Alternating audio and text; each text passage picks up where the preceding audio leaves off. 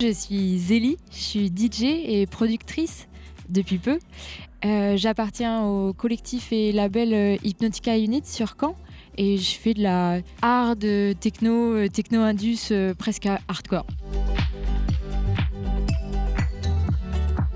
Zélie, c'est mon vrai prénom en fait, et les gens arrêtaient pas de me demander tout le temps si c'était vraiment mon vrai prénom, et du coup je me suis dit mais pourquoi changer, autant garder ça en nom de scène vu que tout le monde pense que c'est déjà un surnom. Du coup moi je viens de la Free Party à la base, je faisais partie du sound system Zinca à l'époque, et on a fait beaucoup de teuf. Du coup au début bon, je faisais un peu les entrées, puis après un peu la déco, et puis après un peu comment on branche les caissons, et puis après un peu comment on fait de la musique, quoi.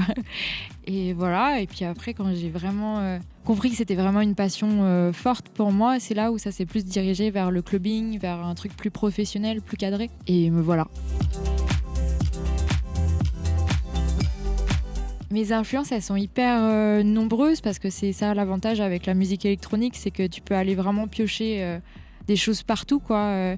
Moi j'écoute très peu de techno chez moi, j'écoute plutôt du rap et de la pop anglaise aussi, et j'aime bien justement ce côté un peu hip-hop. Enfin, déjà dans mes sets j'aimais bien vraiment rajouter du hip-hop, de la trap, même de la drum and bass à certains moments. Là en compo je découvre que c'est encore plus fou, quoi, de pouvoir venir vraiment piocher en fait à plein d'univers différents, même dans les vieux sons du basque, alors que j'écoute plus du tout dans ma vie de Frenchcore comme ça un peu, mais en fait il y a des choses à aller y chercher, quoi. Ça pourrait presque être ma tracklist en fait, parce que c'est vraiment les artistes que j'ai découverts là récemment. Bon, j'ai des gros noms aussi, genre Nico Moreno, voilà, classique, j'adore. Mais j'ai aussi des gens vachement moins connus que je suis allée trouver sur le fin fond de SoundCloud, comme Bernadette, c'est une nana qui fait du son très très hardcore, très type hardcore, mais vraiment avec une espèce de simplicité parfaite, quoi. Ou comme Rave aussi, là, que j'ai découvert il y a pas longtemps. Pas du tout connu, quoi, mais c'est vraiment génial, et toujours vers un truc très teinté techno-hardcore, quoi. C'est vraiment ça que j'aime bien là, en ce moment.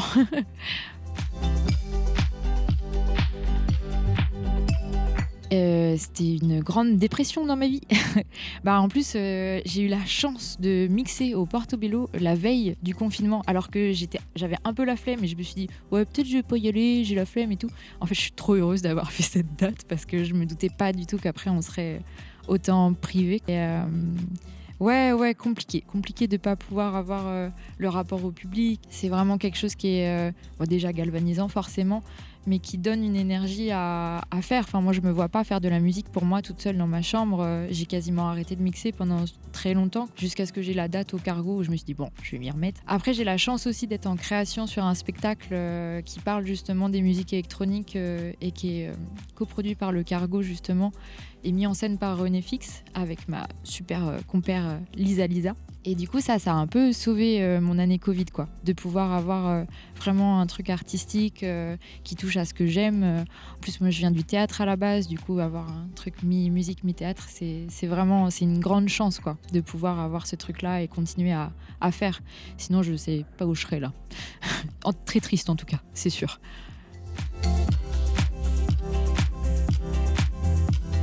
Moi, je me suis mis à la compo aussi. C'est un temps qui m'a permis ça, et je voulais absolument faire de la compo depuis très longtemps. Et à chaque fois, j'avais 10 000 raisons de ne pas avoir le temps de le faire. Du coup, là, j'avais le temps. Ouais, composer de la musique, c'est le Covid qui m'a permis de prendre ce temps-là. Donc, merci, quelque part. Du coup, il y a ce fameux spectacle, Yumi. La première devait être le 30 avril. Finalement, ce sera sans doute reporté plutôt à septembre, octobre, enfin début de saison prochaine. Après, c'est un spectacle qui est voué aussi à tourner un petit peu. Donc voilà, c'est les actus. Et puis après, pour le reste, la compo, je ne sais pas encore exactement ce que ça va donner, parce que je suis vraiment au tout début. Je ne me sens pas d'aller voir des labels pour le moment. Mais pourquoi pas, à un moment donné. Donc affaire à suivre. Et déjà, je trouve que c'est un super projet. Comme je disais tout à l'heure, moi, je me sens pas du tout de faire de la musique toute seule chez moi, dans ma chambre. Ça fait un vrai non-sens. Alors que là, il y a une dynamique d'un projet avec des gens. Moi, j'aime bien travailler avec des gens. Du coup, ouais, ça fait sens pour moi de participer à un projet comme ça, surtout dans des lieux... Enfin, déjà, celui-là est beau, j'ai hâte de voir les autres. Et ouais, c'est vraiment l'occasion de pouvoir mixer et que ça ait vraiment du sens, même sans public. Eh bien, je suis partout. Je suis sur Facebook, j'ai une page Facebook, je suis sur SoundCloud et sur Instagram. Voilà, on peut me retrouver sur les réseaux, quoi. Vous pouvez me retrouver ce samedi pour un petit set de techno indus presque hardcore au Dôme.